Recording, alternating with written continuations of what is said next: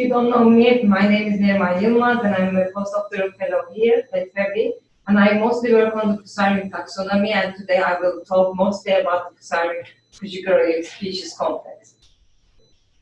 Just a moment. So, of course, I will start with the importance of the Fusarium, and Fusarium is quite an important genera. It will get people's attention in many aspects, and affecting human, plant, and animal in various aspects. American Pathology Society published a list of diseases, fungal diseases that are affecting plants. And out of 103 plant species, 83 of them are actually affected by Fusarium. And there was a survey done in 2012 for the top 10 fungal pathogens. Yeah. And Fusarium made this with the two species. One is Fusarium graminarum and the other one is Fusarium oxysporum. I always feel so bad when I only talk about the bad part of the Fusarium, which is mostly the bad. But of course, I'd like to highlight some beneficial things that comes from Fusarium as well. If you are vegan or vegetarian, I'm sure on the market you're seeing this corn, which is a meat replacement, and it is actually basically you are eating that Fusarium venetatum. And also Fusarium, some of the Fusarium species, especially Fusarium fujikuroi, producing this gibberellic acid, which is also a growth promoter.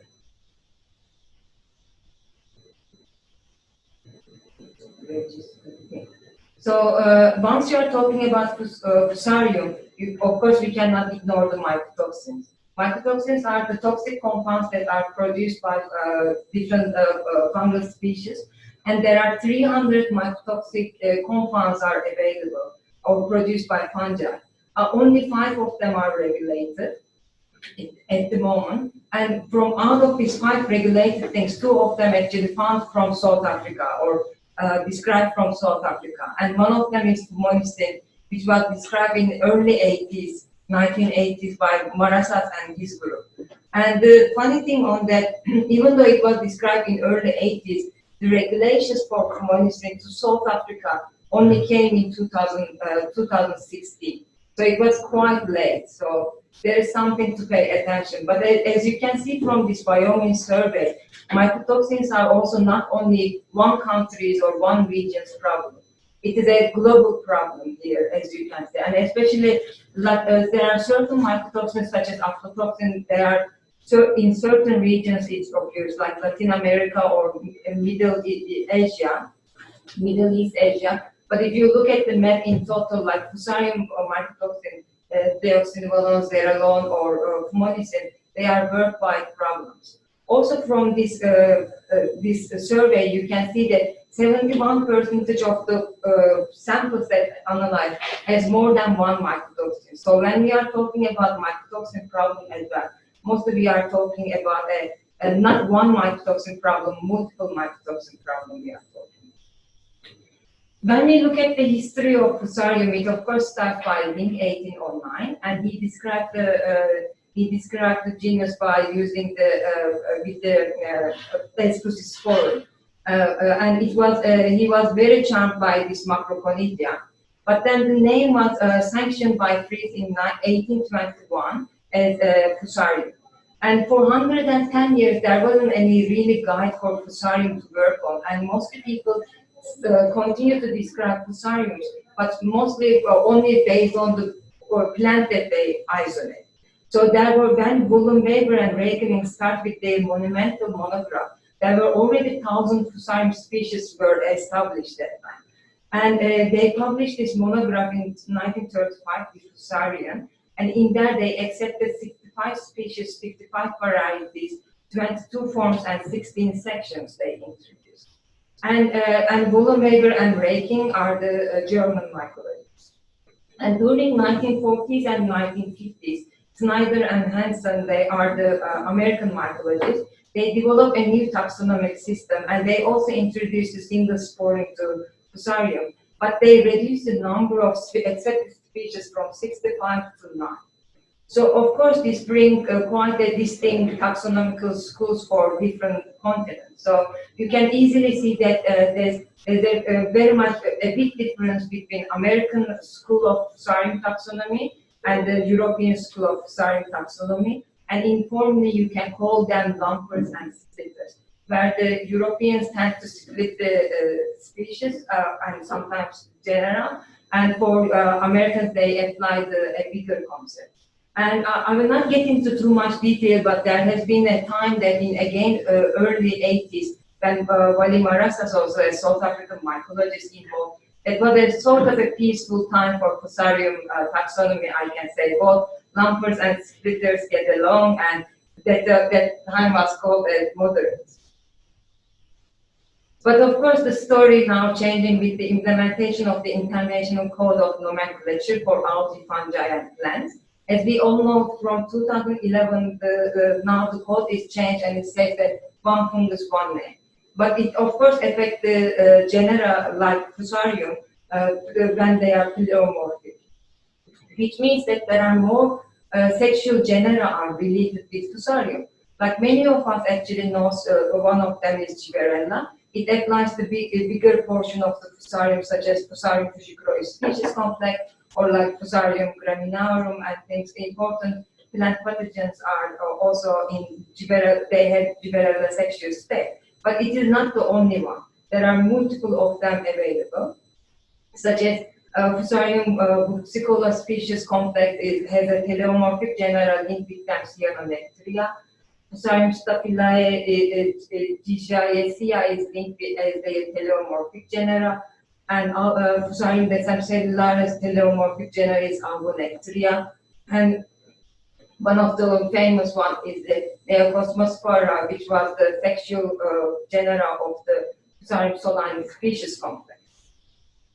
Of course, now the fungal, this code change, it brings the question of like, what is Fusarium? Where we define the Fusarium? So as I mentioned, history repeat again. So Americans and Europeans had different approaches for that. Where the American approach in Geyser et al. That they published, one of their study that was published in 2013, they are saying that let's keep the Fusarium in the bigger concept, because Fusarium is a very important genera, so many people using it from plant pathology to medical mycology. So don't change the names and keep it in the broader concept.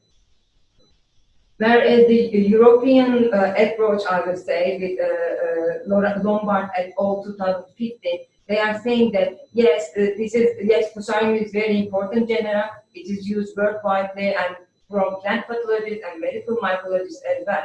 But also there are multiple sexual genera are related with them, and their morphology is quite distinct, and we can easily distinguish them.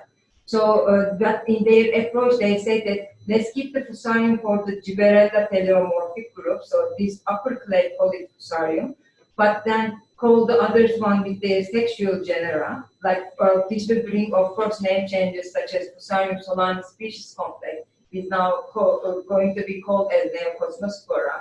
But also they introduced the Rectifusarium and Visifusarium for species complexes of Fusarium ventricosum for Rectifusarium and Fusarium dimerum species complex for Visifusarium. Following this approach, also Marcelo published a monograph, I can say, that on Neocosmospora, and make all the necessary name changes then.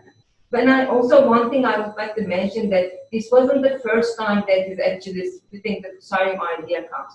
It actually started in 2011 paper where the Tom Graffen, Keith Seifert, and Emil Rosmaniak also mentioned that in the when they were working on nectaries.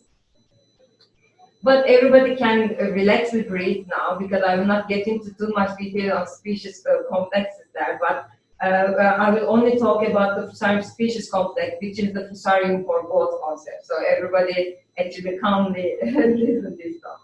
And Fusarium fujikuroispecies complex is actually described by Gullenberger and Reikening as section Lyceola.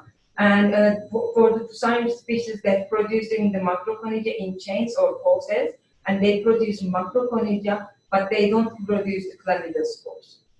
So this was the main distinguishing characters for the section Lyceola. And then in the future, people also start to describe some of the species.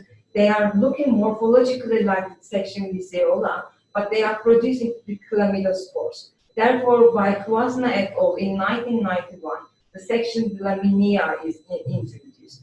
But with the molecular studies started, we can easily see that these two sections are actually together. So, and the sectional definitions actually not really making sense on the morphological approach. Therefore, now mostly this clade is referred as the Fusarium fujikuroispecies complex. And of course, Fusarium species fujikuroi complex known by many of the Fabians because it includes important pathogens such as Fusarium circinatum. And a study done by O'Donnell et al. In 1998, Fusarium is shown to be also biogeographic clade like African, American, and Asian. But later in the studies, we are also seeing that actually African clade is splitting, and there are two clades of African clade A and African clade B, where the Fusarium lamini and Fusarium fred-krugeri are sit on the African clade B. So in my study, there are more or less like 63 species at the moment in Fusarium fujikuroispecies complex. And there are, of course, quite important one, mycotoxin producer or causing diseases on many of the plant species or crops. So therefore, during my postdoc, I'm going to make like a monograph on the Fusarium fujikuroispecies complex. And for that part also, during my study, I will describe like 4 new species from Fusarium. So as you can see, some of them here like represented by either 1 or 2 isolates. But this is not so uncommon for Fusarium. And like once you start to describe a Fusarium, you will also see that you are picking up more species, such as I can give Fusarium pseudonigami as an example for that as well. It was previously described by only by 2 isolates by O'Donnell et al. But then recently we are finding it on many like sugar cane or like rice and even sorghum as well. So, of course, when I'm studying on this Fusarium fujikuroispecies complex, there has been some taxonomic issues that we need to clarify them. So I will go through with few of these taxonomic issues. And I will start with the Fusarium antophyllum one. So Fusarium antophyllum is a cosmopolitan fungus that can be found in many parts of the world and from different plant species. And some of the Fusarium antophyllum strains are reported to produce moliniformin and fumolicin. It was described in 1875 by Brown as Fusisporium, but later Woolenweber synonymized it in Fusarium. When Nirenberg in 1976 studied the type material, they found that actually the CBS isolate 222 and 76 agrees with the type specimen. So now we are doing an ectification there with the CBS isolate. Another one is the Fusarium acutatum. It was isolated from Cajanus from India and Hopotera from wheat from Pakistan. The description was done by Nirenberg, O'Donnell, and O'Donnell in 1998, based on 5 isolates. But unfortunately, when they made the description, they didn't refer to any specimen. So they didn't. So therefore, their description is invalid on their paper. But what we're gonna do is we will make the holotype and refer to that and revalidate this Fusarium acutatum species by using the CBS 40297 strain. Another important one is Fusarium subglutinus. It's the pathogen of maize, and it's found primarily in cooler regions where maize is cultivated. However, when I did our maize survey at FABI as well, I am getting quite a lot of subglutinous isolates as well. So it produces little or no fumolicin, but can produce these emerging mycotoxins, such as moliniformin, bovaricin, fusaric acid, and high level of fusaproliferate. So those things are emerging mycotoxins, so there is no regulations for them. But of course, the policymakers and the scientists are working together to bring them on the high line. Unfortunately, there is no living type material or holotype specimen is available for this important serial pathogen. But therefore, what we're going to do is we are going to neotypify 74797 in my study, and basically use this one as the neotype in the further studies. But this isolate has been already used in many publications related with the Fusarium fujikuroispecies complex. The other one is Fusarium lactis. It was described by two Italian mycologists, Pirotta and Riboni, in this 1879 from clotted milk. Therefore, the lactis name comes from. It's a pathogen for fig and sweet peppers and produce moliniformin and boverism, which are again the emerging mycotoxin. Because the type of Fusarium lactis wasn't available in the herbariums, Nirenberg and O'Donnell did a neotypification to them. But one thing that they make it wrong that because in the original description there was a drawing. So basically there is this supposed to be a lectotype now, and then the specimen that neotype that was used by Nirenberg and O'Donnell is becoming the epitaph.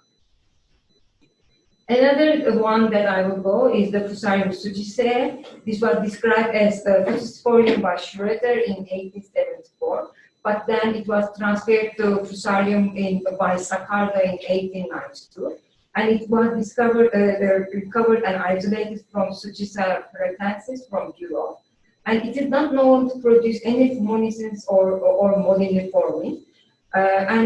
Although Wollenweber and Reikening in 1935 thinks that this is a synonym as Fusarium moliniforme variety of Anthophyllum. And then the next one is the Fusarium sacchari. Fusarium sacchari causes Broca-Beon disease on sugar cane, but it has also been isolated from orchids and sorghum and wheat sand. Also, Fusarium sacchari causes the keratin, especially for the sugarcane farmers in north of India. Fusarium sacchari firstly described as Cephalosporium sacchari by Butler from sugarcane in India, and their description didn't include the macrophagia. And in Wollenweber and Reikening, they said they found the same species, but their species was actually producing the macrophagia. Therefore, they say that they describe it as Fusarium neoceras. But in 1971, Walter Gum states that no, actually these two species are synonym. Therefore, he synonymized the Fusarium neoceras with the Fusarium sacchari. And because the original type specimen is no longer available, so there's so Leslie et al. Neotypified the Fusarium sacchari. But again, the similar thing happened that actually Butler and Kahn in 1913, they have an original description for the Fusarium sacchari, which they used the drawing. So therefore, the drawing should be the lectotype, and the isolate that was used by the others, like 22376, should be the epitaph. I just would like to get your attention here, like how much detail on the species description they did. They did these drawings for every 3 hours of the basically the fungi is growing. Another issue that I would like to highlight on the Fusarium sacchari is in 2019, Mariani et al. Described Fusarium desaboriense from Indonesian banana. But also, if you include more isolates of the sacchari in your phylogenetic tree, you can see that it is the synonym of the Fusarium sacchari. So also in my paper, we are going to synonymize Fusarium desaboriense together with sacchari. Fusarium verticillioides is one of the important ones that I would like to highlight. It was described as Osporoverticillioides by Saccardo in 1881 from maize. It's a cosmopolitan pathogen on maize, and it basically grows everywhere that maize can grow. It is known to be allergic and also causing systematical infection for the cancer and HIV patients, and associated with keratitis as well. And it is resistant to most of the clinical antifungals. Fumonisins are, of course, mostly the most important mycotoxin produced by Fusarium verticillioides. It causes the brain damage in horses, and also it is linked with esophageal cancer, especially in South Africa and also China.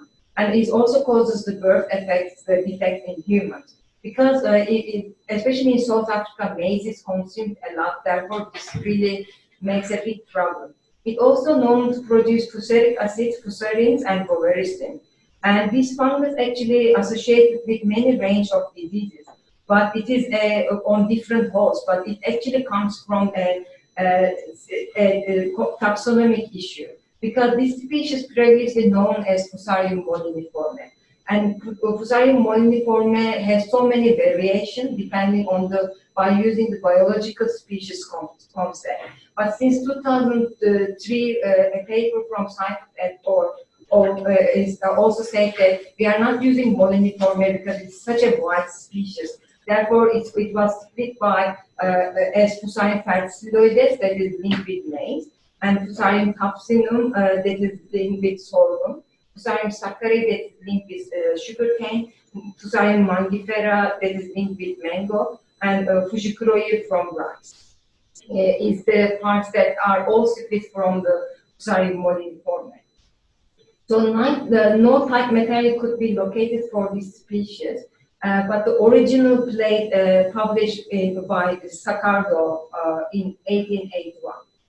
So this again going to be the lectotype, and CBS 21A76, which is an authentic strain of Fusarium verticillioides, will be the ectotype for this important species.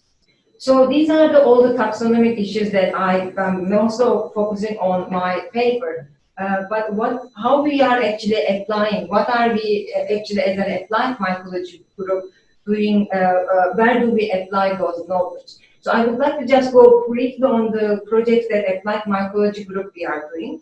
And this is mostly done by me and co-hosts. And I am in students project, I'm mostly focusing on the Fusarium for them as well.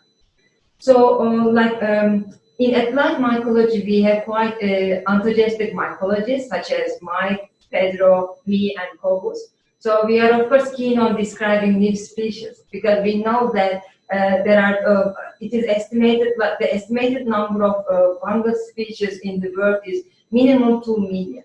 And we know that only like 7 or 8% of them actually has been described. So we know the importance of describing the fungus species. Even I would like to highlight some numbers here. Like in 2017, there has been 2,189 species described all around the world. And only 4% of those new species were from Africa. And we always say that South Africa especially is a biological hotspot, but actually the numbers doesn't show it that way. So now we're going to actually push for that and really describe the new species and really give the credit for Africa and especially South Africa that we are the biological hotspot, especially also for fungi. So for this, we are using the citizen science approach. And I was lucky enough last year that we went to schools with our outreach program, 2 schools in Mycology, and we went to 1 school in Menlo Park. And we gave some presentation to the kids there, and we told them the importance of the fungi, and also science is fun, and there's so many things to do other than just becoming teacher or doctor, becoming a scientist and working on the mycology as well. So we gave them a kit, and we told them, collect a soil sample from your house or the favorite place of your staff and send us the sample. And as you can see, those kids send us the samples, and you can also spot Tawana Coupe here because he would like to involve. No, actually, we push him to involve. Like we told him, like we want you to be part of that, and he was also very keen on that. And as with so many difficult questions, I must say, so I was really happy to see that he's involved in that. So this project actually forms the part of Shivan's honors project. And we are busy with now working on the new species discovery from there. But I would like to show how this actually works in the Netherlands. Like they describe the new species with Pedro's group, and they make a photo frame with the new species, and they name the species after the child who collected the soil sample, and they gave it a photo frame to them. This, of course, brings for science communication, which we always care, is quite important. because this brings so many attention from public and also televisions and radio as well. The other thing that I'm focusing with the help of Nicole and Marizan is the fungal biodiversity from Namibian fairy circles that you heard many times from Nicole. She's doing her master's on that, and she works on this grass sample, and Marizan works on the soil sample for that. But from Marizan's work, what we are also doing is we are screening those fungi for the antimicrobial production. And we are at the moment checking them on E. coli and Bacillus subtilis. And for the interesting ones, we will definitely send them to Mark Stadler from Germany and to do more further study on that. And the bigger things, of course, we are focusing is the food safety from farm to fork. And this was only possible that after Cobos could get his FLAIR grant. And so we had now quite enough money to do these experiments and also human capacity with the students as well. In that, of course, we are from food safety from farm to fork, we are starting with the soil. Also on the soil, I am involved in a large FBI project where I'm collaborating with Karin Jacobs from Stellenbosch University, and we are the project is about the defining functional microbe from two important crops from South Africa that are maize and the wheat. And we're mostly focusing on the free state on that. And we are isolating the fungal species and determining the key species. And I'm mostly focusing on Fusarium here. Also, Nombledo is doing her master's with us, and she's working on the northwest soil sample she's getting from, and it is with Diriki Fori from Northwest University. It's a grain assay project, and she is also checking on the plant pathogenic fungi from the soil. The other thing that in our group is done is the checking the stored maize, and that work is done by Anis, who is an intern in our group, and Jenna, she's a master's student in our group. So they are mostly checking on the fungal diversity on the stored maize, and this is actually 5-6 days later on their place, the beautiful variety of different fungi we are seeing. And I hope many of you are able to spot the beautiful Fusarium there. And with also this maize project, I just would like to give the good news of that this year we are successfully qualified on the Marie Curie Action Rice project. So this project we have 8 partners from 7 countries, including Thailand, Austria, Netherlands, Czech Republic, Kenya, and South Africa. So this is giving us almost like 5 million rand to make actually exchange between all these countries, and we will travel all with these partners, and the students can travel and postdocs and early academic careers. So this is quite an exciting announcement for us. And the project's name is Mycobiomics, and it is the joining forces to exploit the microbiota of Asia, Africa, and Europe for beneficial metabolites and potential biocontrol agents using omics techniques. And it has like 8 work packages, and as you can see in many of them, FABI is involved. But mostly the work package 3, comparison of Fusarium diversity, metabolites, and genomes from South African, Thai, and European maize, is the part that we are leading. But FABI will be involved in all 8 work packages.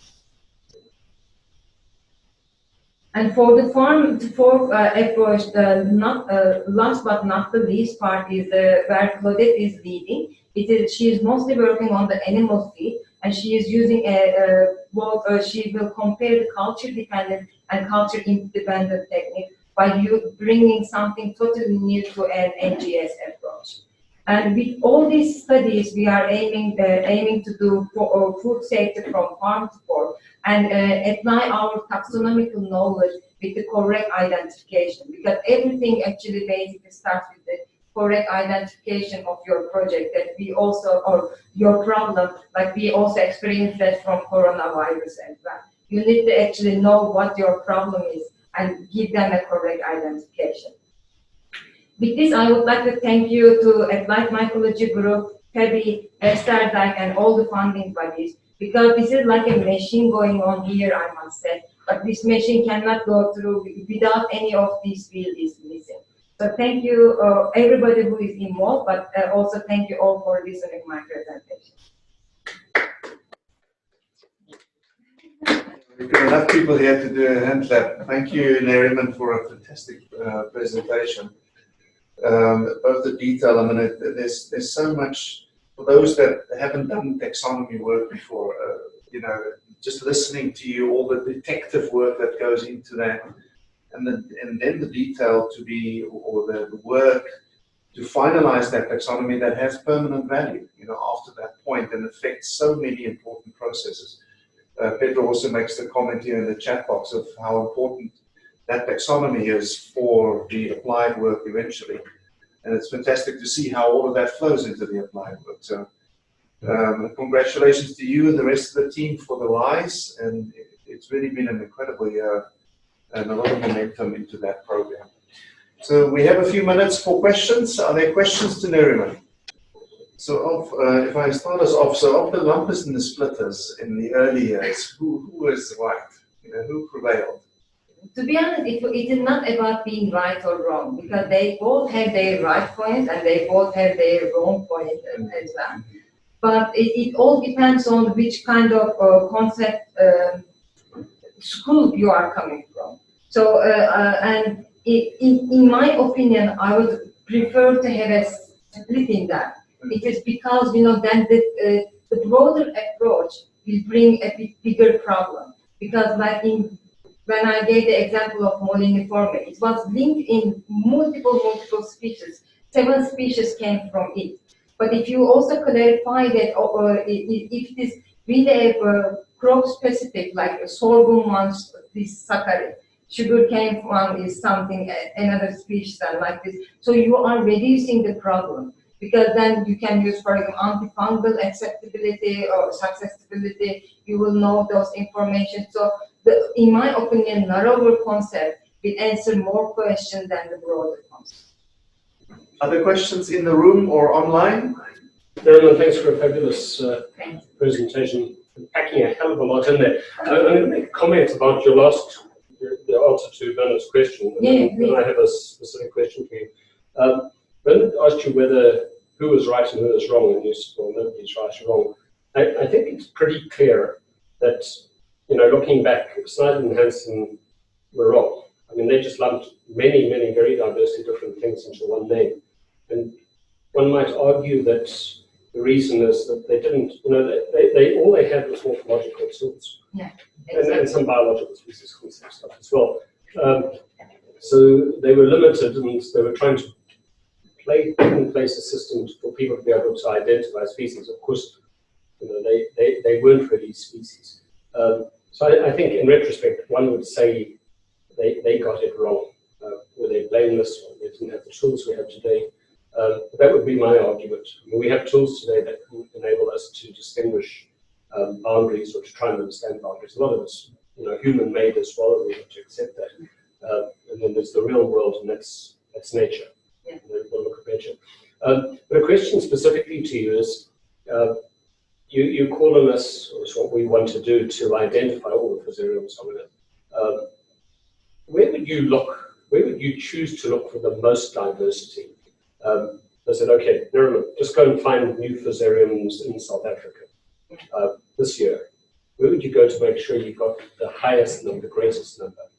To be honest, this is a very... Not a trick question. I mean, I don't know. Yeah, there is no answer for that. You know, I also didn't do that. But the thing is, again, I could really say that soil, because like plants, of course, like there are so many plants of Fusarium are growing, but somehow their link with the plant is like, for example, verticillioides even. To me, since the mazes evolved, I think Fusarium verticillioides was that.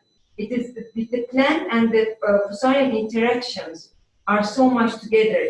If we are talking about like new species, like I'm doing a work with Karin Yakov now, checking on the thing, and already like I think on the Oxysporum species complex, I'm finding like 8, 9 new species just from like the maize soil I only look at. You know, the other things that, of course, I am finding some variations within the Fusarium in the maize, for example. Now I'm looking.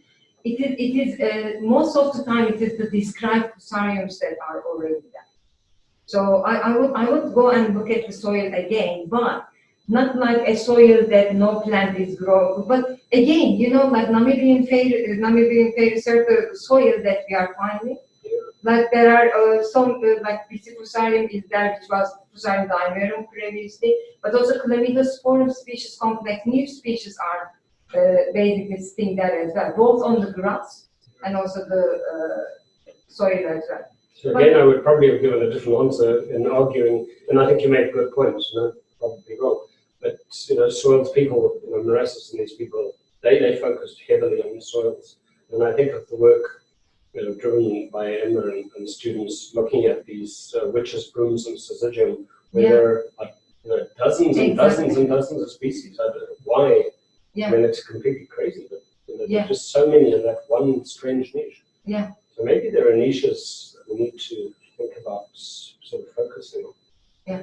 Yeah, it was noticeable in that map that you showed of the mycotoxins, the global distribution, that there are many African countries for which there's no data. Yeah, so it is basically they are not collaborated in that. You know, if they didn't have samples from there, a certain number of samples, they couldn't basically put them in. And some of those countries also doesn't have even regulations. Mm-hmm. So therefore they are also not included in that one. But definitely more African countries should be involved. Right, let me see, I'm going to our last questions. I see Albie is referring there to genetic diversity and phenotypic variability within species once we know what they are. Do you want to respond to that? He's saying genetic diversity and yeah, but this is always, you know, we always, when we are doing a species description, we always use, I call this polyphasic approach. So we are not using just one phylogenetic approach or not just the morphology. We are combining all this information, and also we are going to put the chemical information there as well. Right, thanks. I'm going to wrap it up there. Neriman, thanks again for a fantastic and inspiring presentation. And we wish you and the rest of the Applied Mycology team all the best for the important work that lies ahead. Look forward to see that grow over the next while.